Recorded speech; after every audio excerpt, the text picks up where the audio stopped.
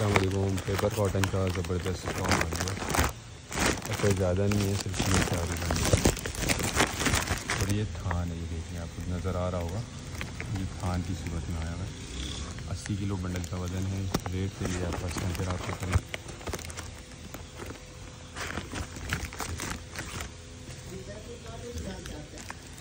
ये देखिए ये सारा फ्रेश होता है, चाइना का इम्पोर्टेड है, सारा फ्रेश है, अनस्टिच कपड़ा है।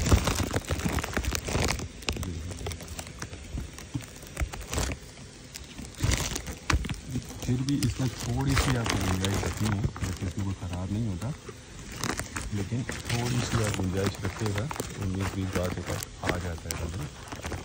बाकी फ्रेश स्टॉक है, साफ सुथरा है।